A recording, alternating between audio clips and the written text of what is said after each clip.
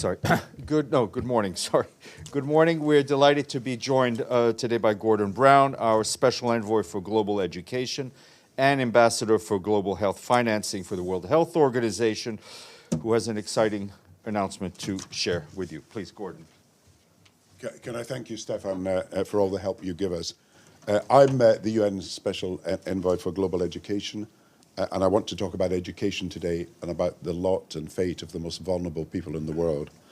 As many as 500 million of the world's already vulnerable children across 73 countries, and this is the largest group since 1945, are today suffering the interruption of their education, trapped either in 56 conflicts worldwide or displaced by climate, droughts, firestorms and floods.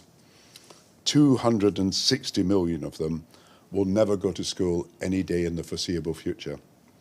And as the crisis of the displaced deepens, no more can we claim that our children are our most precious and most important resource when education funding is the first to be cut in crisis and the last to be restored. You know that hope dies when refugee boats capsize at sea. You know also that hope dies when convoys can't get through to besieged towns. But hope also dies when young people denied education cannot plan and prepare for any future. Yet we know that countries from Pakistan, Bangladesh and India to Nigeria and Kenya, right across to Haiti, would need to allocate at least 10% of their national income to fund the education that is needed to meet the Sustainable Development Goals, and most of them fund only about 4% and in some cases just 2%. So today I want to introduce a four-point plan to give millions of children new opportunities, and that is from Gaza to Ukraine, from the Sudan to Myanmar and Haiti, a plan that offers not just hope, but delivers action. First, I can today announce that a $1.5 billion fund, the International Finance Facility for Education, chaired by Sir Julian Smith, and whose director, Karthik, is with us this morning, is working with development banks, raising money from guarantees and grants from advanced countries, and providing education with the view to giving millions new chances, starting with 20 eligible countries in Asia. Now, this initiative is funded by Sweden, by Canada and the United Kingdom, and we are working with the Global Partnership for Education and Education Cannot Wait, the Organization for Education of Children affected by crisis and conflict. The new facility will show us that we can do more by maximizing the use of our resources. And for every $1 of paid-in guarantees in cash, we can deliver $27 of educational resources. And I believe that this is the one way that we can bridge what is a 97 billion education gap in funding for low and lower middle income countries. Now, secondly, we are urging countries to support Ajay Banga and his initiative at the World Bank to replenish the International Development Association. He wants more than $155 billion over 3 years, and we are asking the World Bank to devote 15% of that money, that's $5 billion a year, to education, a substantial boost to the chances of millions of young people who are not at school. And we're now also asking humanitarian donors to allocate 10% of humanitarian aid to ensuring children are given support in crisis to continue their education. Now, my third point is that Gaza's children are today the most neglected and the most desolate boys and girls, where over nearly 1 year, more children have been killed and injured than in all wars of the past 4 years. More than 20,000 have been orphaned or are separated from their parents, and at least 2,000 children have lost a limb. More than 570,000 people in Gaza, 25% of the population, need our urgent help in early childhood development. So we are wanting to publish soon a plan for the reconstruction of Gaza to support children in their earliest years. These are children who have either been maimed or injured, but are suffering from trauma as a result of the conflict, as well as pregnant and lacerating mothers. And we're working with UNICEF, the WHO, the World Food Programme, UNHCA, and regional and local delivery partners. And Mesa, who has drawn up the plan, is with us to answer any questions today. Humanitarian agencies and foundations and charities are being asked to come together to prepare the most ambitious plan that would offer educational, health, nutritional, and all kind of care support, including support against trauma for the under fives. This would be the most ambitious development program for under fives that has been introduced. And to deliver this plan, we will need to raise $1,500 per child per year for the next 5 years.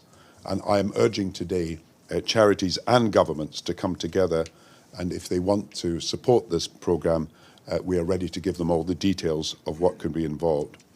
My final point is the most vicious violation of girls' rights in the world, denying teenage girls education as well as the chance to live their lives in freedom in Afghanistan, something that the United Nations is considering labeling, rightly so, gendered apartheid. So in addition to offering online learning support for community and underground schools, scholarships outside Afghanistan, and other measures to support education that many organizations are delivering at the moment, we need now to call on every country, including the Muslim majority countries of the world, to come together in demanding an end to this repression of girls across the whole of Afghanistan. Now, in conclusion, approximately 1 billion children, especially in sub-Saharan Africa and South Asia, are now at extremely high risk over the next decades of being displaced by climate shocks as well as crises arising from conflict. And so if we do not act now to deal with the problems that we face, we will have more children in difficulty in future years. And that is why it is urgent that the recommendations that we're putting forward today, both for Gaza and for general education across the low and lower middle income countries and for Afghanistan, are taken seriously. Thank you very much, and I'm happy to answer any questions. Thank you, Gordon. Please, right here. Do you want to stay? Thanks very much. Any questions? Yes, please, go ahead. Thank you, sir. My name is Noreen Hussein. I'm with Interpress Service or IPS News.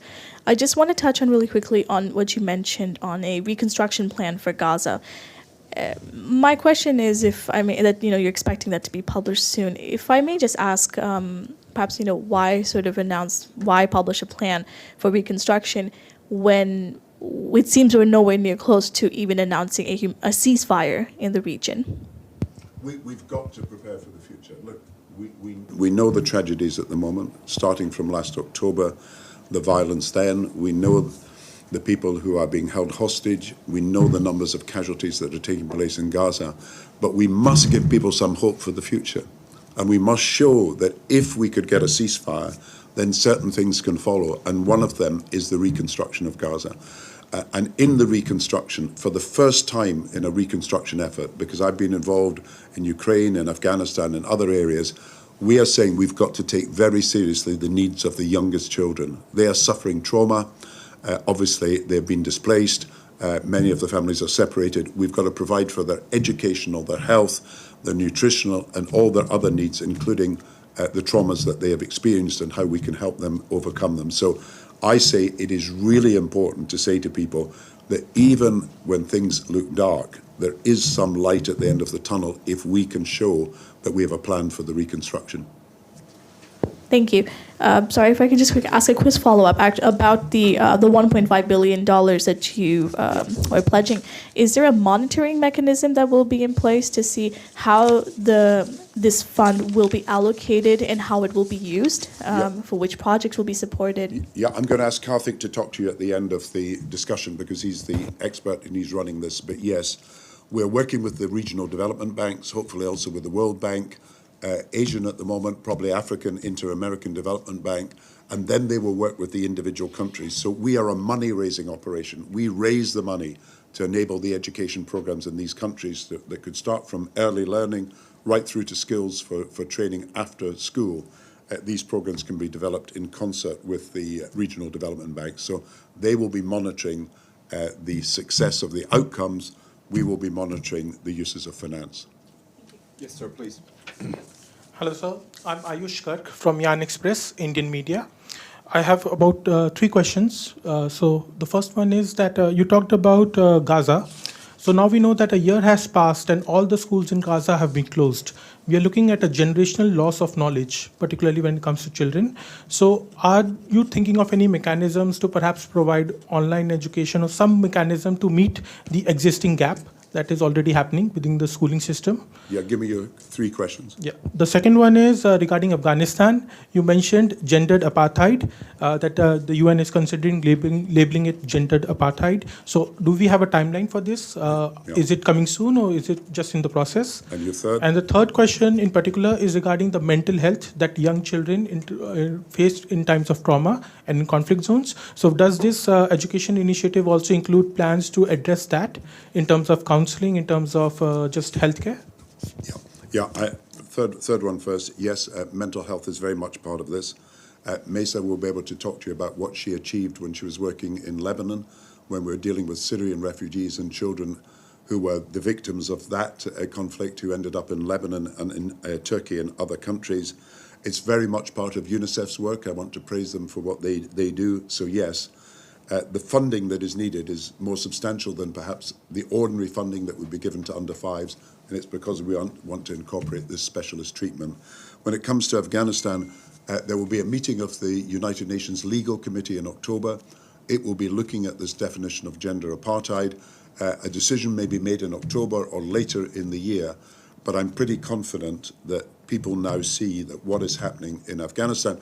As you probably know, the restrictions on girls, and teenage girls in particular, have grown and grown and grown. So now they cannot walk freely in the streets without chaperones. Now, at the same time, they're denied jobs in the public services. And now, of course, a lot of their freedom to speak, even in public, is diminished. So it is clearly a repression that amounts to a form of gender apartheid. And I'm pretty confident that the United Nations Legal Committee will recognise this. On Gaza, you're right to say that we should also be talking about the needs of children who would normally be at school. Now, in Afghanistan, we've managed through Education Cannot Wait and other organisations to develop online learning. In Ukraine, believe it or not, Their World, which is a great charity that interesting my wife chairs, but it's providing computers so that children in Ukraine faced in conflict situations can learn online. I think the situation is so traumatic in Gaza that it is difficult at the moment, but that is something that obviously anybody concerned about education would want to look at for the future. But why I wanted to mention today the under fives is in every previous conflict that I've studied, when you begin reconstruction, the needs of the youngest have actually still been ignored, and early learning has never been taken as seriously as we do now. And if we know that the first 48 months of a child's life are even more important for their development than the next 48 years, then even more so in the trauma of Gaza, even more so we've got to do something for these children under 5. And I think it does give people hope if you can get the message across that we can prepare and plan for a better future despite the fact that we're in very dark days, indeed the darkest days at the moment. Thank you. Are there any questions online? If there are, just please open your microphone.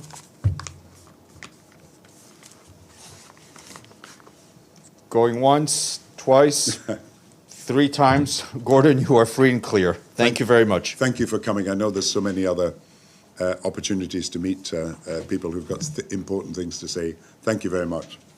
Stefan, thank you. Gordon, thank you so much.